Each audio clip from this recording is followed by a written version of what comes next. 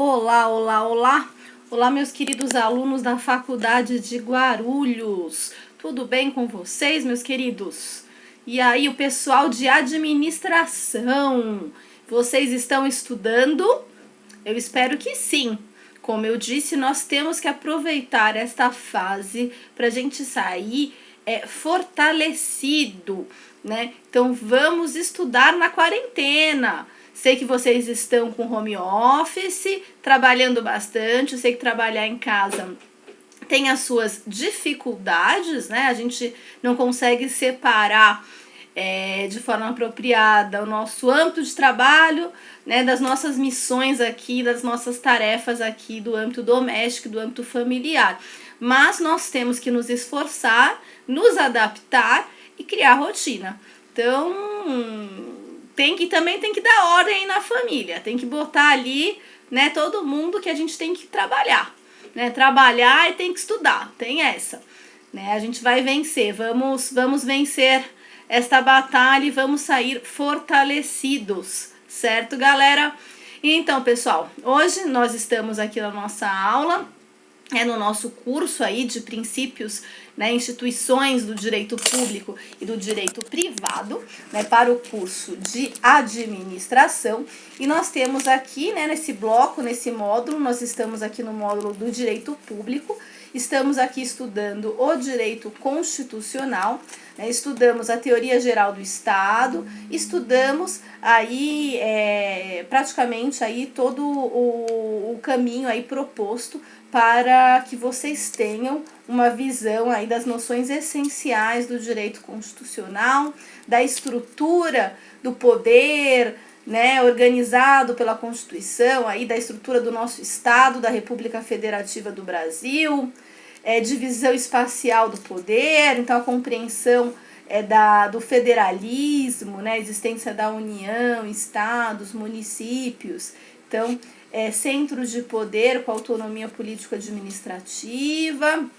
Nós entendemos também que este conhecimento, né, acerca aí da estrutura federal aí do nosso Estado, a forma federal de Estado, tem que ser compreendida juntamente com o conhecimento da divisão orgânica do poder, né, da separação dos poderes que nós vimos na aula passada, né, nós vimos o poder legislativo, executivo, judiciário da União, poder legislativo, executivo, judiciário dos estados e poder executivo e legislativo dos municípios, né? Vimos também que nenhum ente é superior ao outro, todos os entes são autônomos, né, e autônomos conforme a repartição de competências que foi realizada pela Constituição Federal.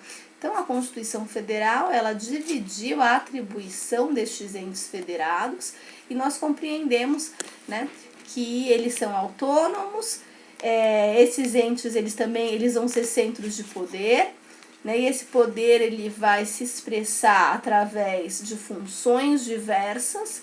Então, nós temos a função de legislar, cargo do poder executivo, do poder legislativo, temos a função de administrar a coisa pública, dando fiel execução à lei, através do poder executivo, e temos a tarefa de julgar os casos, né, os conflitos de interesse, que são essa situação em que um acha que tem um determinado direito e o outro acha que o direito é dele, que o direito positivo consagra o interesse dele, e quem irá decidir qual é o interesse que está amparado juridicamente, que está amparado pelo direito positivo, é o poder judiciário, certo? Então, vimos que nós temos que ter essa compreensão, Estado federal, né, forma federal de Estado, juntamente com essa divisão orgânica do poder, e saber, né, qual é o poder legislativo da União, Congresso Nacional, Câmara dos Deputados e Senado, qual é o poder executivo da União. Nós temos aí a chefia a cargo do presidente da República, que vai nomear ministros, né? Cada ministro vai ser o chefe lá de uma determinada pasta referente a um assunto aí respectivo, ministro da Saúde, da Educação, da Economia. Embaixo desses ministros nós temos aí uma série de órgãos aí numa estrutura hierarquizada, né, que a gente vai ver na próxima aula, né, que vai ser a administração pública direta, né, nós iremos entender um pouquinho da administração pública.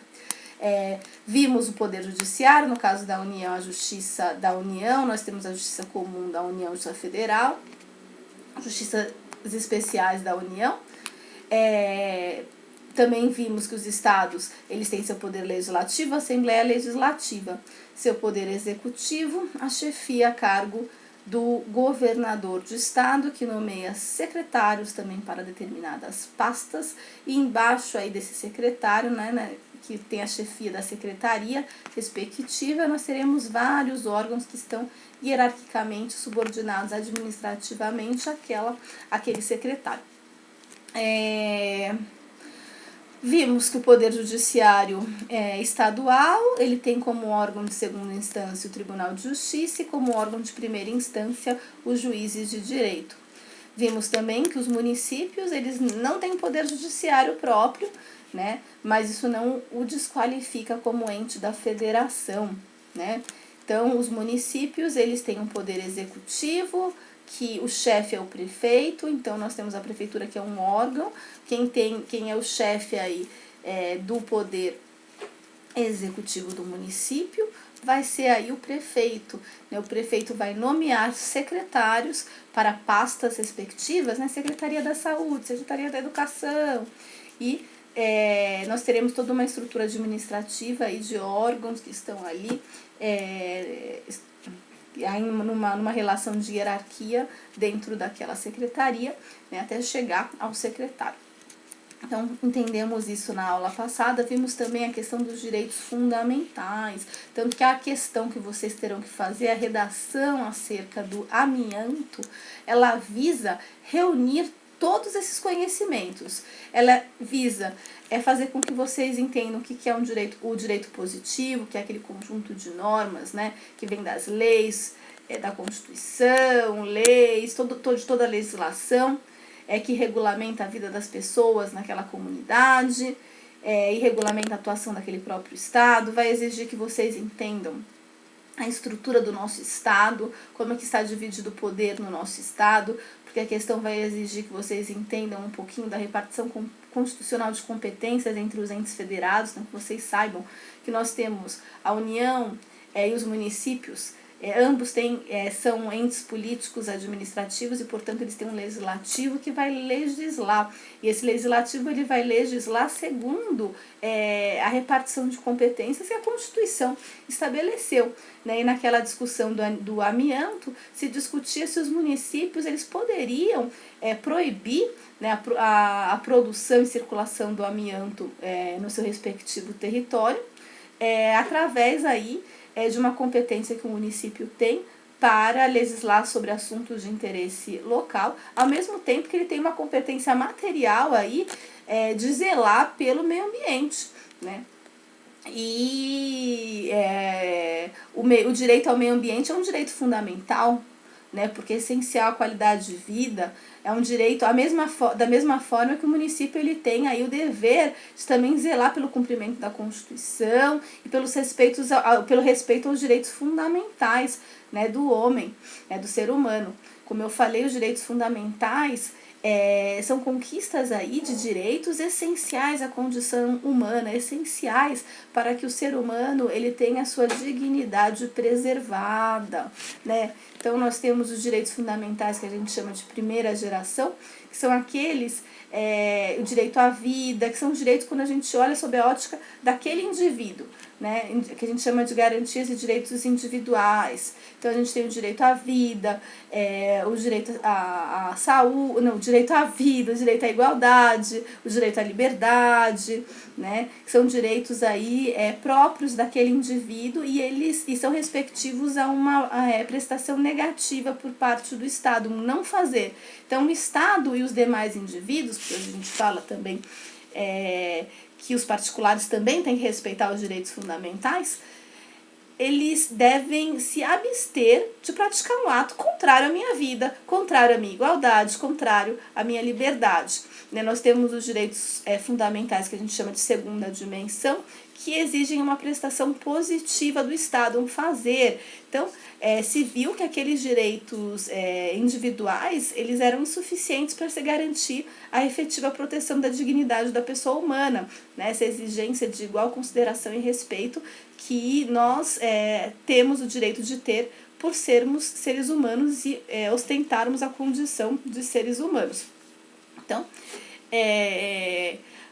os direitos aí que a gente chama de direitos sociais, econômicos, culturais, né, os DESCs, eles se desenvolveram aí uma necessidade de se proteger esses direitos em razão da insuficiência dos direitos de primeira dimensão em proteger efetivamente a dignidade humana.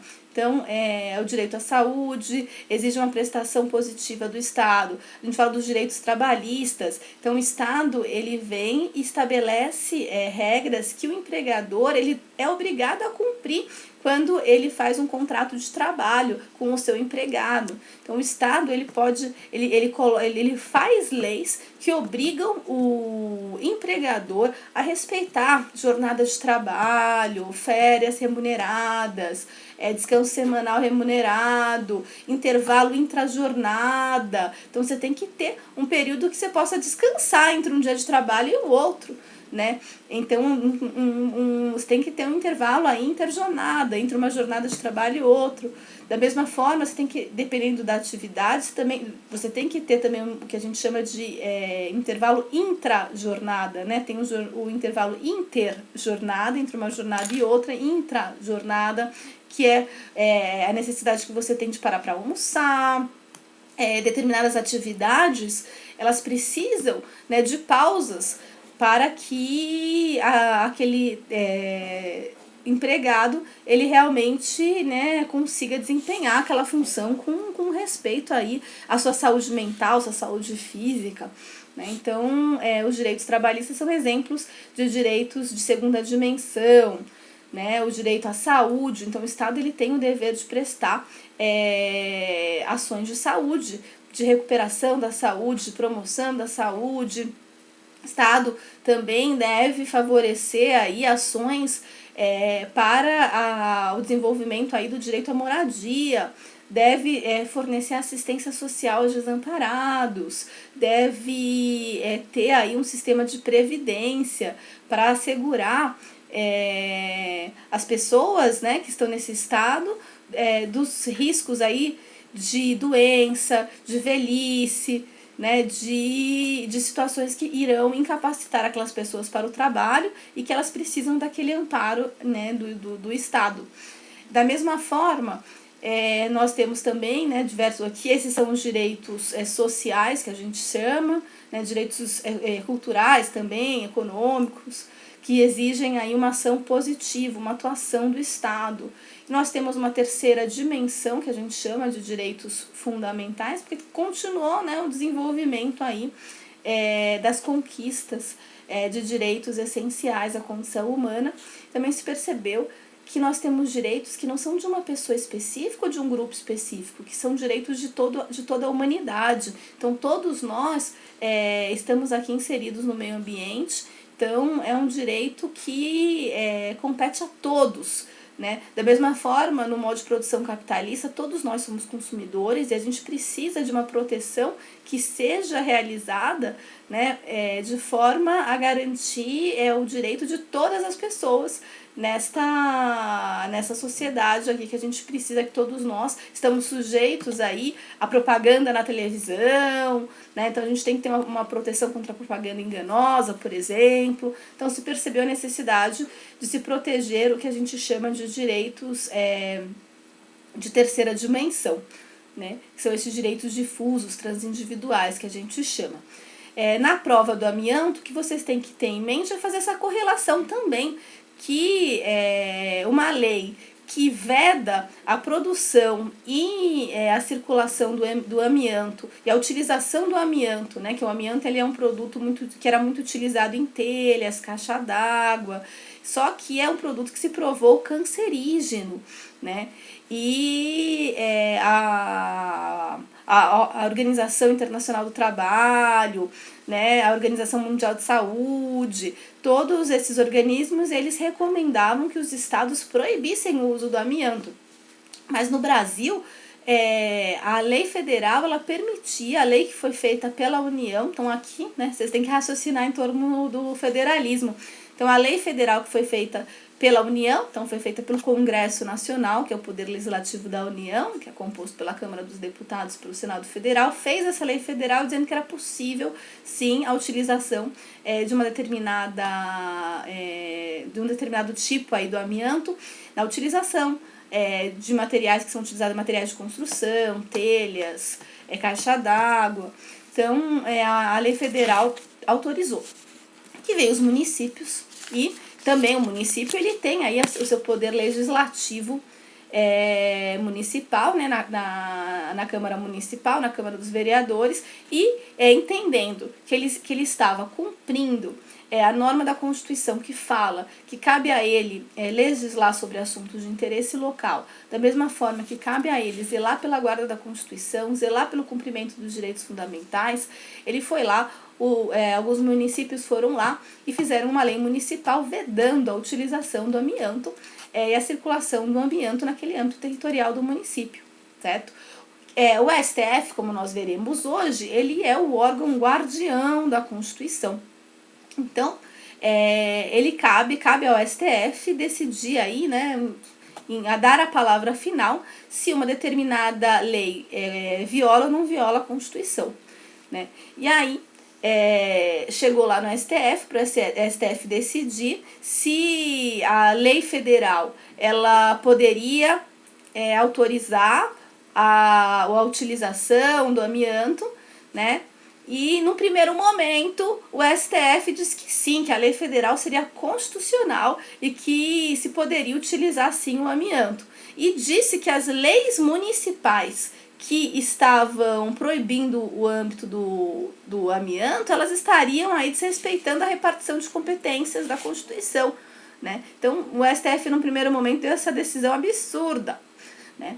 Aí, mas a sociedade resistiu, então os juristas continuavam argumentando que as leis municipais elas poderiam sim, porque é de competência do município sim zelar pela guarda da Constituição, pelos direitos fundamentais, pela proteção ao meio ambiente, e da mesma forma que cabe ao município zelar aí pela legislar sobre assuntos de interesse local. Aí essa questão foi de novo ser discutida lá no STF, e o STF decidiu que sim, os municípios eles poderiam, então ele mudou de opinião, né, porque o STF interpreta a Constituição e diz se as leis infraconstitucionais elas estão de acordo ou não estão de acordo com a Constituição, mas ele faz uma interpretação. É por isso que nós, cidadãos, temos que ficar em cima do STF sim, né, porque também nós somos intérpretes da Constituição e a gente tem a missão de zelar aí para que o nosso órgão máximo aí do Poder Judiciário, ele interprete a Constituição, né, de forma adequada. Assim, o STF novamente mudou a composição e tudo, e aí em outro momento, o STF decidiu que sim, que o município poderia sim, através da lei municipal, fazer a lei proibindo a utilização do amianto e a circulação do amianto naquele município, porque ele estaria exercendo uma competência legislativa que é permitida sim pela Constituição. O STF mudou de opinião, né? Então, e aí num segundo momento o STF ainda veio dizer que a lei federal, e aí num terceiro momento o STF veio dizer ainda que aquela lei federal que foi feita pela União, pelo Congresso Nacional, ela estaria ferindo a Constituição, ela seria inconstitucional, porque permitir a utilização do amianto feriria os direitos fundamentais do ser humano, né? Nosso direito à vida, à saúde, o direito ao meio ambiente. Então aí veio o STF e disse que a lei federal que permitiu o uso do amianto, eu seria contra a Constituição. E eu, como jurista, entendo muito bem essa decisão final do STF, né? Entender que eu, como jurista, entendo que a lei federal que permitia o uso do amianto como eu falei, nessas situações aí de indústria e de construção civil e tudo, ela é em si inconstitucional, porque o amianto é uma substância muito séria e que é comprovadamente aí uma substância cancerígena, né? Porque assim, tem substâncias que não é provada, que não há uma prova pela ciência de que ela é cancerígena ou em que não se tem aí uma palavra final, né? Agora, no caso do amianto, não. Há uma prova aí categórica que, pela ciência, pelo estado atual, né, da técnica, da arte, da ciência, que aquela substância ela faz muito, muito mal para o ser humano. Portanto, o direito à vida, o direito à saúde das pessoas que trabalham com o amianto, né, até das pessoas que utilizam o amianto nas telhas aí das suas casas, elas estariam aí sob risco, né, com risco à sua saúde. Portanto, eu entendo que sim, aquela lei federal decidiu certo o STF, ao final de toda essa batalha, dessa luta contra o amianto, que a lei federal que a União antes tinha feito, dizendo que era permitido o uso do amianto, é inconstitucional. Também agiu bem o Estado ao decidir que o município ele poderia sim legislar para zelar aí pelo cumprimento dos direitos fundamentais, pela concretização dos direitos fundamentais e, portanto, vedar aí a utilização do amianto no seu território, né? Então, essa é a questão de base. Então, vai exigir que vocês conheçam, que vocês entendam um pouquinho sobre como que é o sistema federativo, né, que nós temos mais de um ente de poder que pode legislar, administrar, né, e no caso dos estados e municípios julgar. Vai exigir de vocês um conhecimento da separação de competências, da separação de poderes, porque a gente está falando aqui de 2 legislativos, um da União e um dos municípios. Vai exigir de vocês conhecimento da repartição constitucional de competências, para vocês entenderem que a Constituição ela determina o que cada ente pode ou não pode legislar. Vai exigir de vocês um conhecimento sobre um entendimento acerca de que uma Constituição ela vai estruturar o poder naquele Estado, e num Estado democrático, em que o poder é do povo, ele deve ser exercido em favor do povo. Então, num Estado democrático de direito, né, nós temos que ter um respeito aos direitos humanos fundamentais, porque os direitos humanos fundamentais, eles configuram limitações ao poder do Estado, né? Então, o Estado ele não pode violar, e mais, o Estado ainda tem que zelar pelo respeito desses direitos humanos fundamentais nas relações privadas, nas relações entre nós particulares, né? Fazendo leis que punam, né, quando um particular afronte o direito fundamental de outro. Então, a concretização dos direitos fundamentais é o fundamento de legitimidade de um Estado. Porque por que a gente aceita obedecer, né, as normas de um Estado soberano? A gente aceita porque a gente entende que esse poder está sendo exercido de forma legítima, né, de forma aí atenta aos valores de justiça que aquela comunidade compartilha, né? E dentre esses valores de justiça que aquela comunidade compartilha está aí esse primado do respeito à dignidade humana, aos direitos humanos fundamentais, né? Os direitos humanos fundamentais são exigências porque a gente tem aí realmente uma preservação, aí uma concretização da dignidade da pessoa humana, um respeito à dignidade da pessoa humana. Então, esta será a questão que vocês deverão refletir, né? E eu quero que vocês façam um trabalho bem feito, porque, como eu falei, nós estamos aqui nesse estudo à distância, certo? Mas vocês têm uma missão comigo de se desenvolverem. Eu tenho uma missão com vocês também, de aprender com vocês. Eu sei que é difícil essa interação nesse momento, e também contribuir aí, fazer meu trabalho como uma professora que tem que fazer aí o seu papel, né, ensinando aí os conteúdos programáticos próprios da disciplina. Então, a nossa disciplina, ela segue um padrão aí da disciplina de instituições do direito público e privado, que é uma disciplina que se consagrou nos cursos de administração, que visam, essa disciplina ela visa assegurar ao administrador, é uma visão essencial, aí, noções essenciais, conceitos essenciais, os principais institutos do direito, para que o administrador ele consiga raciocinar em termos jurídicos. Claro, ele vai precisar né, do advogado ali no âmbito jurídico, mas ele vai poder dialogar com esse advogado conhecendo aí a estrutura jurídica. Eu quero que esse administrador ele consiga ler o jornal e entender o que as decisões que estão sendo tomadas no âmbito do poder influem na sua atuação profissional. Então, por exemplo, né, eu também trabalhei com os meus alunos do semestre passado, que eu trouxe essa questão do amianto, uma questão empresarial que diz respeito à necessidade do administrador sempre estar atento às mudanças que vão ocorrer, né, na sua profissão. Então, às vezes, algumas atividades que existem hoje, elas vão ser extintas e esse administrador precisa se adaptar, né? Da mesma forma, as indústrias que utilizavam o amianto, né, como uma matéria-prima de base para fazer a telha, para fazer as telhas das casas, para fazer as caixas de água. Esses empresários aí, eles tiveram que se adaptar, eles tiveram que utilizar uma substância alternativa ao amianto. Então, um gestor que estava atento ao que estava acontecendo no âmbito de poder, que já estava atento à decisão, a situação que nós tínhamos em pauta no STF, a decisão acerca da constitucionalidade de uma lei que estaria ali,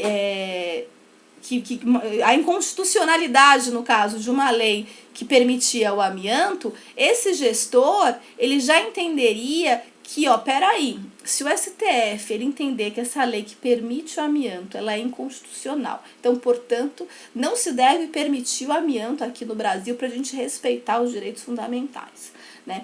Um gestor que já estivesse, né, de antemão lendo o jornal, né, sabendo o que estava acontecendo no âmbito do poder, esse gestor já iria se preparar para quando o STF emitisse aquela decisão, ele já estivesse usando uma substância alternativa ao amianto, né? E também toda a indústria e todos os agentes econômicos envolvidos ali naquela indústria do amianto também já estariam preparados para eles mudarem de atividade, mudarem aí a substância para eles sobreviverem no mercado, né? Então, vejam por que vocês precisam compreender aí o que está acontecendo no âmbito aí do nosso poder, né? Do que está ocorrendo no âmbito do poder legislativo, do poder judiciário, do poder executivo, certo?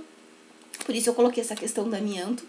E eu quero que vocês façam uma redação bonitinha, porque a intenção também é desenvolver a capacidade de vocês de articular ideias, né, trabalhar aí coesão textual, vocês aprenderem a escrever, também fazer com que vocês aprendam a raciocinar, transpondo aquele conteúdo que a gente viu, teoria do Estado, direito constitucional, para uma questão aí que vocês vão ter que utilizar esse conhecimento para fazer a redação, né? Eu acho muito bom, eu adorei, eu utilizei essa proposta na turma do semestre passado. Eles inicialmente chiaram muito, né? Reclamaram, professora, é difícil, professora não sei o quê.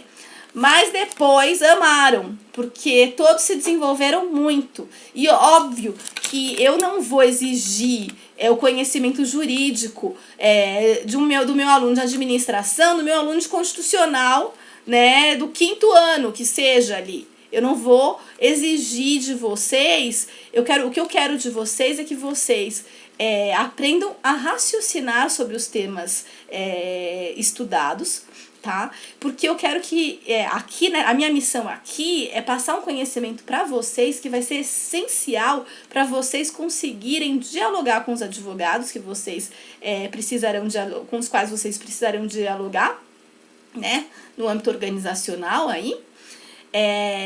E também vocês consigam ler os jornais, vocês consigam raciocinar de pontos essenciais no âmbito jurídico para vocês orientarem a atividade de gestão, né, e tomarem aí decisões acertadas, porque vocês aí, né, escolheram aí uma área que é muito dinâmica e assim as decisões que vocês têm que tomar, elas vão exigir aí, elas vão ter consequências amplas, né? Então vocês têm que ter vocês precisam tomar decisões rápidas e aí com base no conhecimento de várias ciências. E uma dessas ciências é o direito, certo? Então a intenção é justamente essa, tá? Porque eu quero que vocês, o que eu vou exigir na redação é o que um belo gestor, ele precisaria ter de conhecimento para olhar essa situação do amianto e já falar, olha, eu já estou entendendo, né? Eu estou entendendo o que está acontecendo aí nessa discussão da STF, tá? E também por uma questão de cidadania, de exercício de cidadania também, que é um objetivo nosso aqui, né? Que a gente quer um egresso de um curso superior de administração que contribua com a sociedade, que faça com que as empresas aí auxiliem as empresas a cumprirem essa função social que elas exercem, né? De desenvolver economicamente uma nação e com cumprimento de valores aí essenciais aqui para o bom desenvolvimento da nossa comunidade, né, da nossa comunidade sociopolítica, certo? Então, esse é o ponto da questão do amianto. Bom, falei, a primeira parte é esclarecer sobre a redação que vocês vão me entregar, tá? Além disso, hoje eu estou também devendo para vocês uma análise acerca da estrutura do Poder Judiciário brasileiro, né? O organograma do Poder Judiciário brasileiro, certo? Então, hoje nós iremos estudar aqui o organograma, a estrutura do Poder Judiciário brasileiro, tá? Então, vamos lá. Eu queria ter feito essa aula na sala, mas agora com esse negócio de home office, tá meu marido lá, em call, gritando no meio da sala. Eu falei, meu Deus, então eu tenho que começar aqui a ficar nesse escritório, que tá uma bagunça, cheio de livro, cheio de material, porque eu fico estudando, né? Uma hora uma matéria, outra hora outra. E estou aqui batalhando para que eu saia com frutos positivos aqui desta quarentena. Então tá uma loucura aqui. Mas vamos lá. Hoje a gente vai estudar a estrutura, né? Que a gente também chama de organograma. Vocês nas empresas também vão ter sempre aí o organograma, né? Vocês também vão estruturar e a gente tem o diretor, a gente tem o gerente, a gente tem o coordenador. O organograma é uma estrutura ali de como que estão aí posicionados os órgãos, né? Então a estrutura do Poder Judiciário brasileiro, ok? Então vamos lá, meus queridos. A gente tem no topo, como guardião da Constituição, como órgão de maior hierarquia do Poder Judiciário brasileiro, o nosso Supremo Tribunal Federal. Então, aqui nós temos aqui o STF, né, a sigla aqui que a gente chama, que é o Supremo Tribunal Federal. Ele é o órgão de cúpula, né, do Poder Judiciário brasileiro. E ao STF convergem os tribunais superiores. Quais são os tribunais superiores?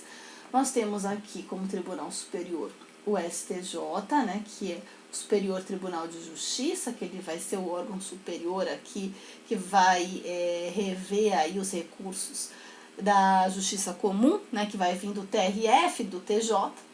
Nós temos como Tribunal Superior também, que vai convergir aqui para o STF, os Tribunais Superiores das Justiças Especializadas, né, nós vamos ter aqui o TST, que é o Tribunal Superior do Trabalho, que é uma justiça especializada da União, né, a Justiça do Trabalho.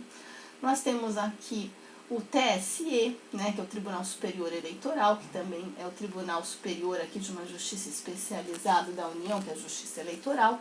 Nós temos aqui o STM, que é o Superior Tribunal Militar, que é uma justiça é um tribunal superior da Justiça Militar da União, né, uma justiça especializada da União.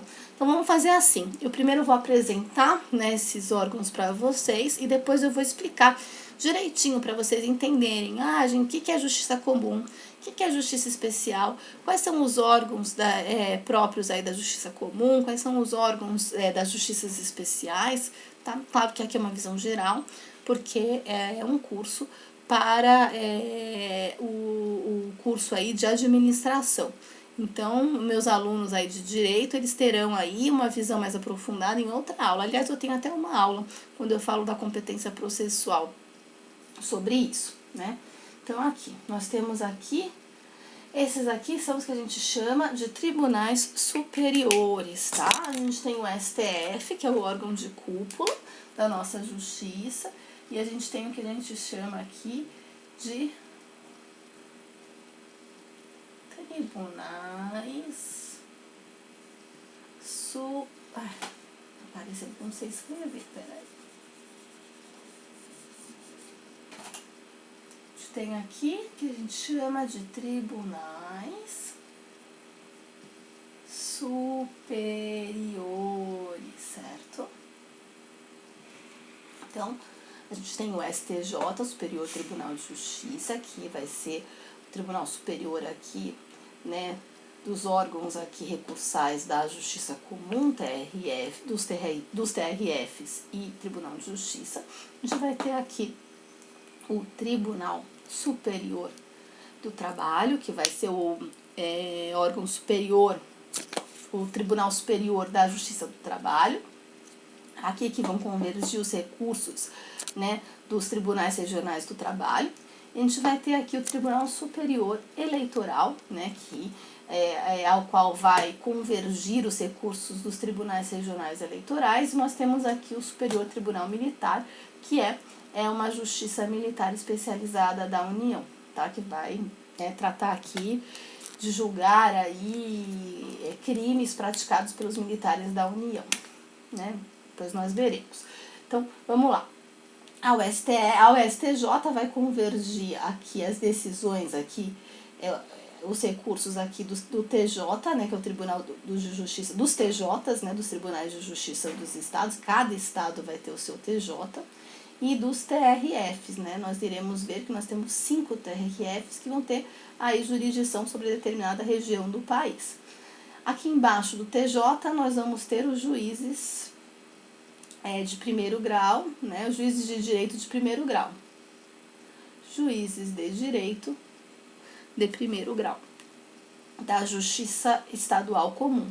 Aqui nós vamos ter os juízes federais, né, juízes federais, que vão ser os juízes de primeiro grau.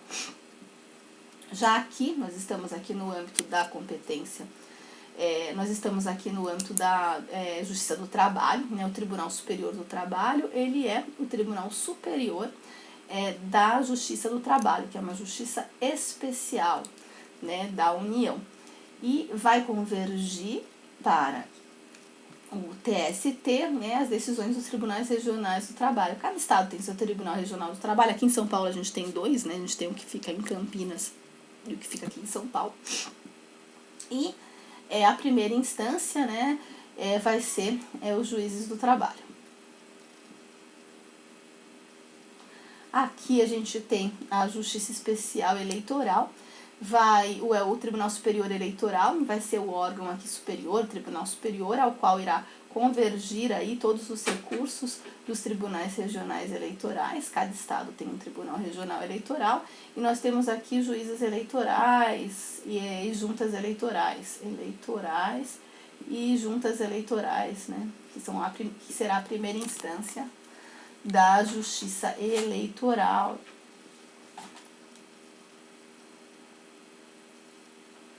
Nós temos aqui a Justiça Militar, que a gente vai ter o Conselho Militar. Na Justiça Militar eu vou colar, viu? Porque não costumo estudar muito a Justiça Militar, porque a Justiça Militar ela tem uma competência exclusiva na área criminal, né? E eu não sou assim uma conselho de justiça, uma grande estudiosa do direito penal, né? Conheço o básico. Conselhos de Justiça. Auditoria Militar. Ok, então vamos lá. Então, essa aqui é a estrutura, né, o organograma do Poder Judiciário Brasileiro. Eu fiz uma apostilinha para vocês, que vocês vão ler, eu tenho certeza, eu espero, tá? E aí nessa apostilinha eu tenho aqui esse organograma do Poder Judiciário Brasileiro, tá? Vocês acompanhem por aí, né? E se vocês lerem a apostilinha antes da aula, vocês vão ter aí, ou acompanharem junto, vocês vão entender melhor, porque aqui tem toda, né, a estrutura aí que eu vou comentar com vocês. Então vamos lá. Esse aqui é o organograma. A gente tem que entender, né, que a nossa Constituição, ela vai estruturar esses órgãos partindo também do seguinte critério. A Constituição, ela prevê que existirá justiças que ela vai chamar de comum, tá? Que são justiças que vão julgar casos de todas as áreas do conhecimento, na área criminal, na área civil, vai envolver direito do consumidor, direito da criança e adolescente, direito de família, falências, acidente do trabalho, vamos lá, várias a justiça comum, ela vai julgar causas que não são previstas especificamente para julgamento de uma justiça especializada. Então a Constituição vai e fala assim: olha, nós teremos 5 justiças, tá? Nós vamos ter nós teremos 3 justiças aqui especializadas. Nós vamos ter justiças especializadas da União, que vão ser a Justiça do Trabalho, é uma justiça especializada da União. A gente vai ter a Justiça Eleitoral, uma justiça especializada da União. E a gente vai ter aqui a Justiça Militar, que é uma justiça aqui no âmbito desse organograma que eu fiz. A Justiça Militar aqui como nós temos a Justiça Militar da União e a Justiça Militar dos Estados, tá? Mas depois a gente vai ver isso. A gente vai ter aqui a Justiça Militar da União como uma justiça especializada, né? Da mesma forma, nós vamos ter a Justiça Comum Estadual, né? E a gente vai ter a Justiça Comum Federal. Então, a Constituição, ela traz essa previsão aí dessas 5 justiças, tá? Então, ela vai falar: olha, nós vamos ter as justiças especializadas, tá? Que são justiças que vão se especializar em julgar causas, ações, conflitos de interesse, casos, que vão dizer respeito a uma matéria específica do direito.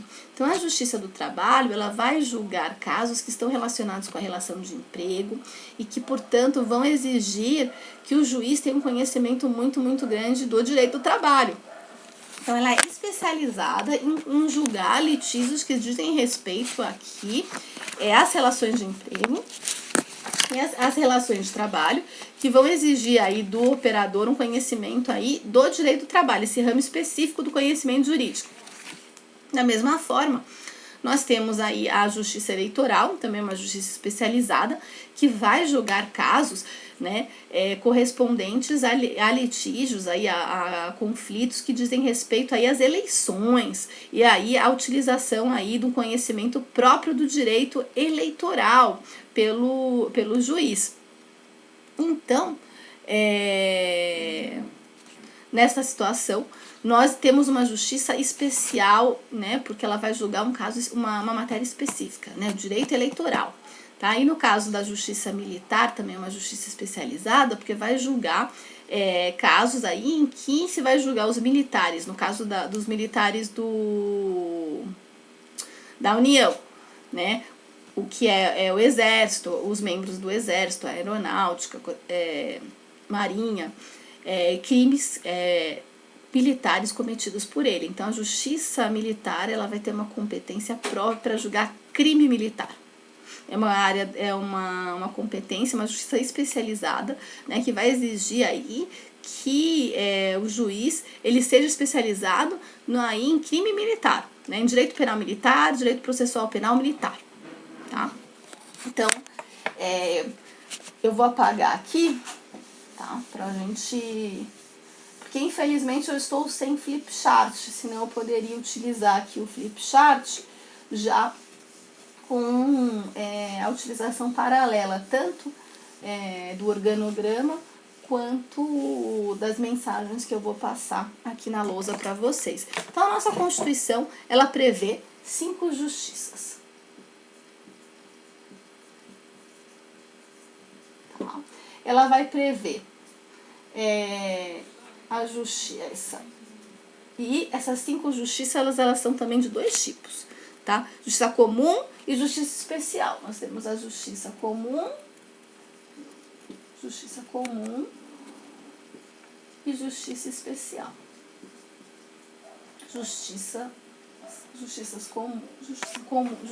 comuns e justiças especiais. Justiças especiais, ok? Então, nós temos 5 justiças. Nós temos, de um lado, a justiça comum estadual. Nós temos a justiça comum federal.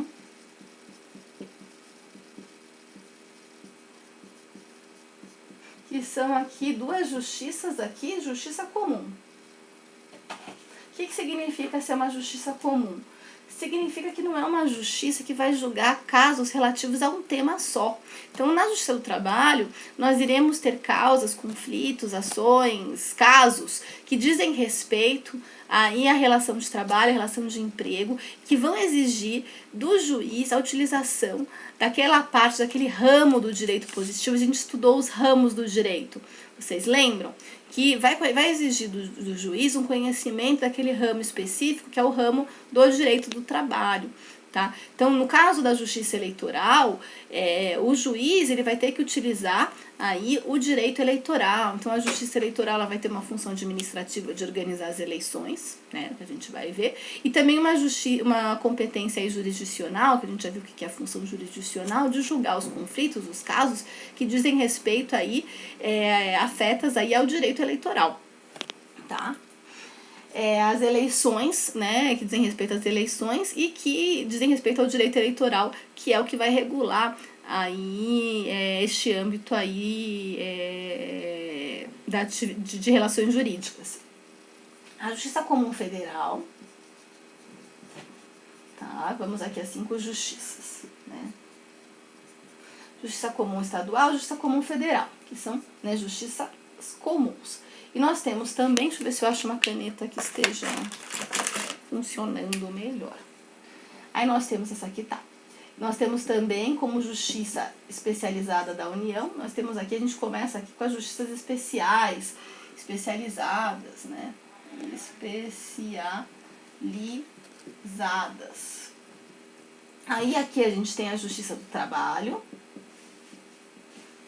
que é uma justiça especial da União, uma justiça especializada. Por que é especializada, professora? É especializada porque ela vai julgar conflitos que dizem respeito à relação de trabalho, à relação de emprego e que dizem respeito a uma utilização aí do direito do trabalho para regular essas relações jurídicas aí que estão sendo discutidas no âmbito da Justiça do Trabalho. A gente vai ter a Justiça Eleitoral.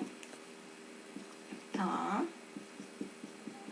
A Justiça Eleitoral, ela também vai julgar causas, né, na competência jurisdicional da Justiça Eleitoral que dizem respeito a relações jurídicas afetas aí às eleições, né, ou então aí que dizem respeito a causas que estão relacionadas aí com o direito eleitoral. Então, impugnação do mandato, impugnação aí do mandato eletivo, crimes eleitorais, né, a gente vai ter, que são aí realizados aí pelos candidatos no decorrer da campanha. Então, nós vamos ter aqui uma utilização do direito eleitoral para regular aquelas relações jurídicas. Né? Então, aqueles conflitos de interesses, eles estão ali sendo regulados pelo direito positivo e por aquele ramo do direito que a gente chama de direito eleitoral. Né? A gente também tem como justiça especializada que a Constituição fala, a justiça militar. Tá? No tocante à justiça militar, a gente vai ver que a gente tem uma justiça militar da União, que foi prevista pela Constituição, a gente tem uma previsão, né, na Constituição de uma justiça, uma previsão e uma estruturação na Constituição de uma justiça Militar da União, né? E essa Justiça Militar da União, né, que vai estar prevista, a competência aí da Justiça Militar da União, ela está aqui prevista, né?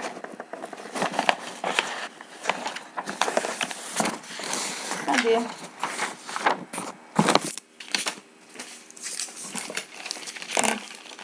E 23, se eu não me engano. 122, 123. Então, aqui a União, aqui a gente tem o artigo 123 da CF, que vai trazer aqui já a previsão da estruturação dessa Justiça Militar da União, que a gente vai ter o Superior Tribunal Militar como órgão de cúpula, como órgão dentro da Justiça Especializada Militar da União, né? Então, a Justiça Militar da União, ela vai ter competência para quê? Para julgar os crimes militares cometidos pelos militares da União. Quais são os militares da União? Então, os militares da União, eles são os membros aí da Aeronáutica, da Marinha e do Exército. Então, os militares da a Justiça Militar da União, ela vai julgar crimes militares, que são crimes previstos no Código Penal Militar, que são aí realizados pelo militar em serviço ou numa situação afim, de um militar da União, né? E as Forças Armadas, né, que correspondem aí aos militares da União, as Forças Armadas, elas são, né, compostas pela Marinha, pela Aeronáutica e pelo Exército. Então, Marinha, Aeronáutica e Exército, esses três aí âmbitos, eles compõem aí as Forças Armadas e os militares da União. Então, quando eles realizam um crime militar previsto no Código Penal Militar, eles serão julgados pela Justiça Militar da União, certo? Nós temos também a Justiça Militar Estadual. Então, a gente tem aqui no artigo 125, parágrafo 3º, nesse aqui a Constituição, ela estrutura, né, previsão e estrutura, vamos colocar previsão e estrutura na CF da Justiça Militar da União. Vou colocar previsão e estrutura na CF, né, da Justiça Militar da União, perfeito?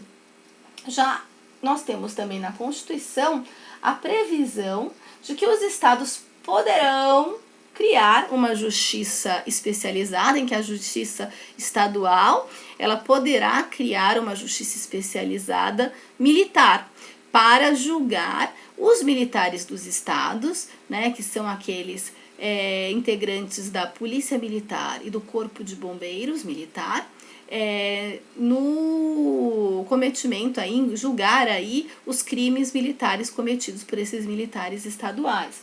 Então, aqui nós temos a previsão da Constituição e uma estruturação na Constituição Federal da Justiça Militar da União, e nós temos aqui na Constituição a previsão de que os estados, né, eles podem criar aqui, através de uma lei, então, de uma lei estadual, a previsão de que os estados, eles podem criar, por meio de uma lei estadual, né, um tribunal, uma justiça militar estadual, uma justiça militar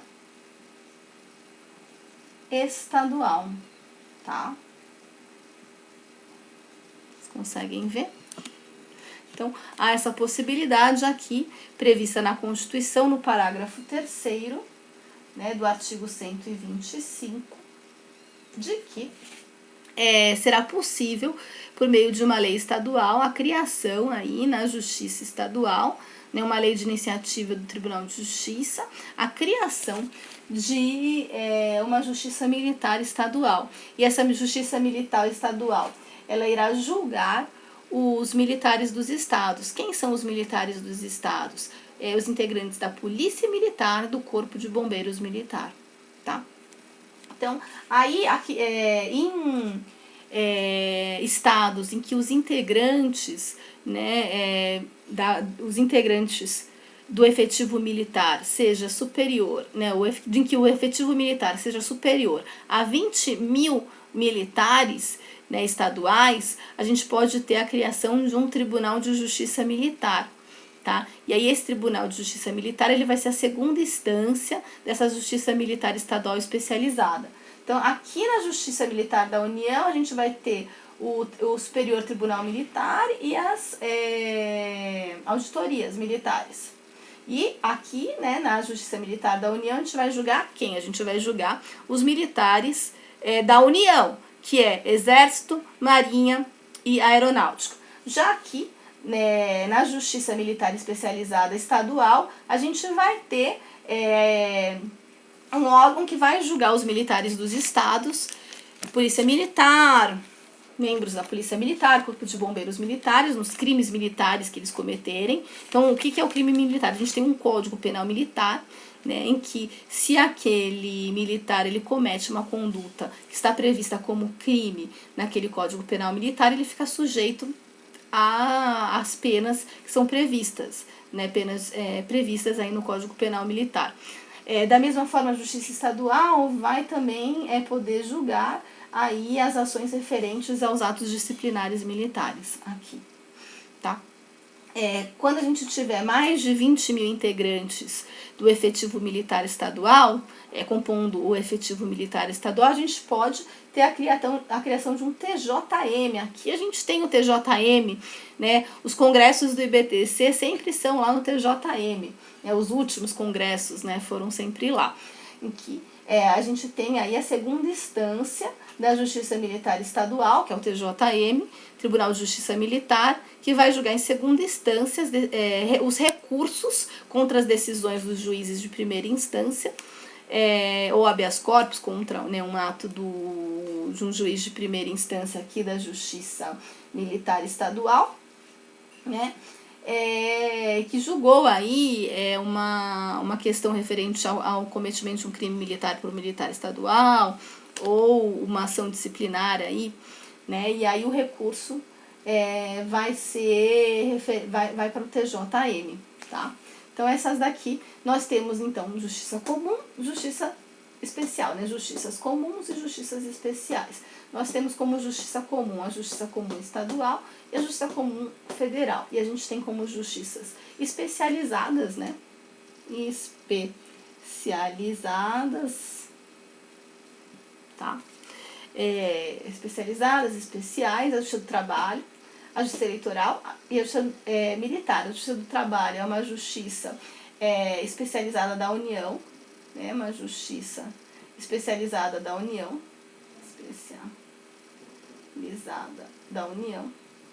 A justiça eleitoral também é uma justiça especializada da União.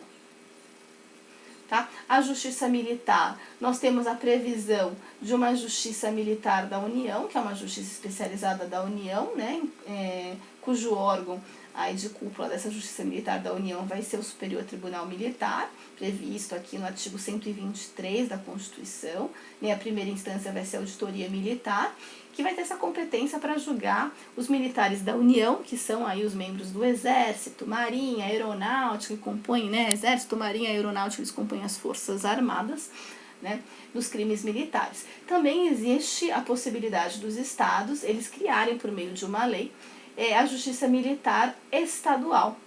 A Justiça Militar Estadual está aqui prevista no parágrafo 3º do artigo 125. Então, nos casos em que o efetivo militar seja superior a 20 mil integrantes, será possível a criação de um TJM, de um Tribunal de Justiça Militar, que vai ser um órgão de segunda instância para julgar aí as decisões da primeira instância, né, da Justiça Militar Estadual. Então, na Justiça Militar Estadual, a gente vai ter uma primeira instância, que vai ser composta pelos conselhos, né, de justiça, que também é por juízes militares, juízes estaduais militares e também conselhos, né, de justiça.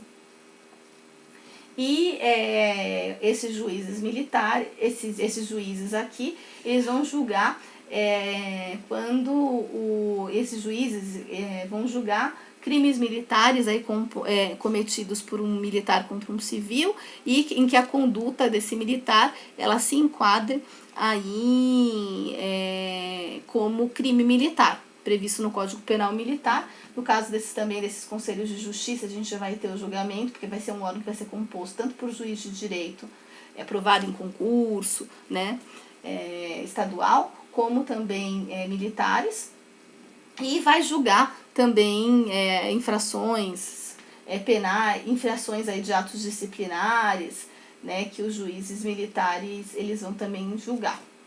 E os recursos contra essas decisões vão para o TJM ou o Tribunal de Justiça.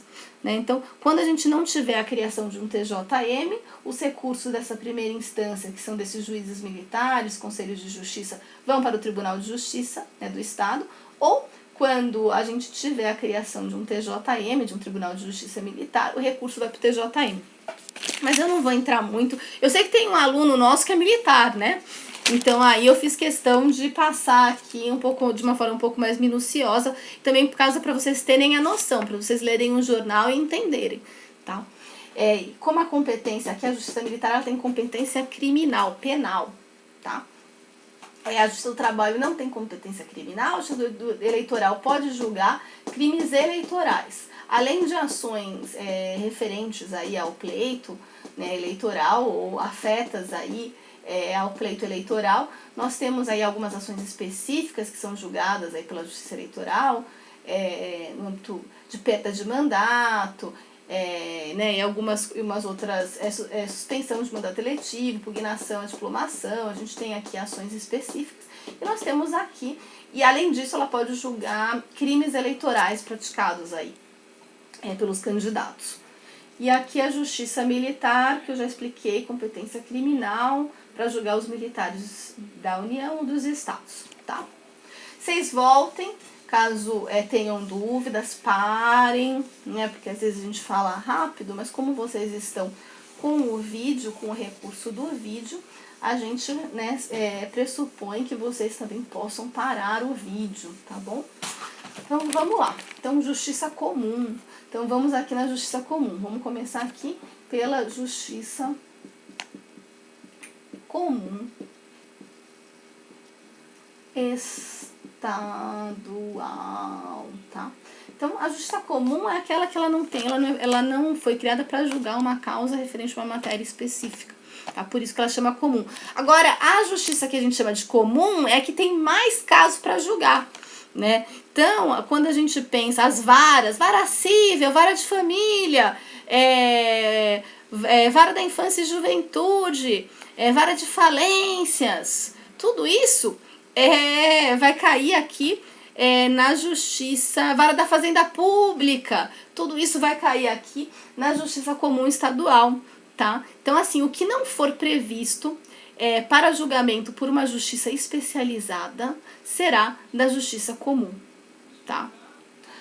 Acho que em vez de começar pela Justiça Comum Estadual, eu vou começar pela Justiça... Não, já comecei pela Estadual, vamos por aqui.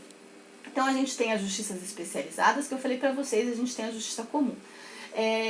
A Justiça Comum, ela é aquela que não tem uma previsão para julgamento por uma justiça especializada, certo? A Justiça Comum Estadual, então, é uma justiça própria do ente federado Estado-membro, vocês já entenderam isso, já estudaram o federalismo, tá? A gente vai ter como segunda instância. O que é a segunda instância? A segunda instância é aquele órgão que é responsável por julgar os recursos. Quando a gente está falando aí no âmbito jurisdicional, da função jurisdicional, a segunda instância aqui, esse TJ, ele o que exerce a função aí, de analisar os recursos, né? Então, você não ficou satisfeito com a decisão do juiz de primeira instância, você que perdeu, você pode entrar com um recurso, né, se a lei assim permitir, diante da sua situação, é um recurso no Tribunal de Justiça. Né? Se a sua ação for de competência da Justiça Comum Estadual, você, na Justiça Comum Estadual, nós temos como primeira instância um juiz de direito e nós temos como segunda instância um Tribunal de Justiça. Tá? O TJ é o Tribunal de Justiça, que é a segunda instância da Justiça Comum Estadual. Tá? Então, aqui nós temos assim, nós temos como primeira instância o juiz de direito e como segunda instância o Tribunal de Justiça. Aqui geralmente a sua ação, a sua causa, ela vai para um juiz julgar. Então a gente diz que o juiz de primeira instância é um juízo monocrático, é um juiz que vai julgar a sua ação, tá? Se você perdeu e não concorda, você pode recorrer para a segunda instância, o Tribunal de Justiça. Agora vamos lá, porque eu tenho que fazer um exercício aqui para explicar a matéria de uma forma diferente para vocês de administração, vocês que não são de direito, vocês de administração, meus alunos contábeis, né? Para que vocês entendam. Vamos lá. A primeira instância é esse juiz de direito que vai julgar e a segunda é o TJ. Agora, por uma questão operacional, para a gente dividir os trabalhos no âmbito aqui da primeira instância, a gente vai dividir todo o território do estado em comarcas. Tá? Então vocês vão ler, vocês leram lá no livro do Palaia, que ele fala, do Nelson Palaia, que ele fala isso. Então, para a gente conseguir, a gente vai ter que repartir a competência, né? Porque de um determinado modo tem um determinado caso, um determinado conflito de interesses, e aí eu preciso saber qual é o juiz que vai julgar a minha causa. Né? Então, as leis, a Constituição começa com isso aqui, e as leis, né, em especial a Lei de Organização Judiciária, que é uma lei que é feita pelo Estado, né, iniciativa do Tribunal de Justiça e aprovação aí pela Assembleia Legislativa do Estado. Esta Lei de Organização Judiciária, ela vai fazer uma repartição de competências, ela vai estabelecer critérios para que se determine através da lei qual é o juiz que é competente para julgar a minha causa. Tá? Então, primeiro a gente vai ter uma divisão espacial também. Então, a gente vai dividir aquele território do estado em comarcas. Tá? A gente, por exemplo, a gente vai ter aqui em São Paulo a comarca da capital. Tá? A gente tem municípios menores, eles vão compor vários municípios, eles vão compor uma determinada comarca. Tá? Quando nós estamos diante de município pequenininho, de municípios pequenos, a gente vai ter um juiz de direito, um só, que vai ter um ou dois, que vão ter ali, geralmente um juiz, quando estiver tratando de comarca única, por exemplo, em Fartura, que é a cidade lá dos meus parentes lá aqui em São Paulo. Lá em Fartura a gente vai ter um juiz de direito que ele vai ser titular de uma vara única, que a gente chama. Então, os conflitos de interesse que ocorram lá em Fartura e que sejam de competência da Justiça Estadual, os conflitos vão para este juiz de direito nessa vara única julgar. Não importa se é penal, se é de conteúdo criminal, é cível, infância e juventude, tá? Agora, em comarcas, como a gente está falando aqui em São Paulo, comarca da capital aqui de São Paulo, a competência ela vai ser repartida com a criação de varas especializadas, tá? Então, o primeiro ponto, né, a gente vai ter essa divisão territorial, né? A gente vai ter as comarcas. Tá? Aqui em São Paulo a gente tem a comarca da capital, como eu falei lá em Fartura a gente tem uma outra distribuição aí feita pela Lei de Organização Judiciária, tá? E aí além dessa divisão territorial, a gente vai também fazer essa repartição de competências, estabelecendo a criação de varas especializadas. Então aqui em São Paulo, de acordo com a matéria que estiver envolvida no meu conflito de interesses, a minha causa ela vai ser aí proposta aí no âmbito aí de uma vara especializada, né? Então, se for um assunto que for eu estiver demandando contra o Estado, contra o município, eu vou propor lá na vara da Fazenda Pública. Em uma das varas da Fazenda Pública, né? Se eu estiver diante de um conflito que diz respeito a uma questão de família e sucessões, né, eu vou ter que olhar tanto a localidade, tanto eu vou ter que olhar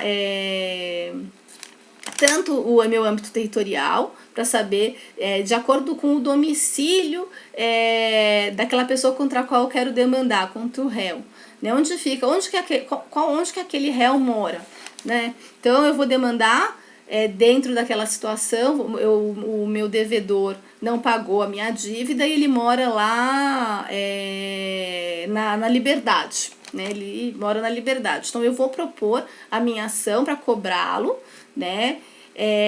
Onde eu vou cobrar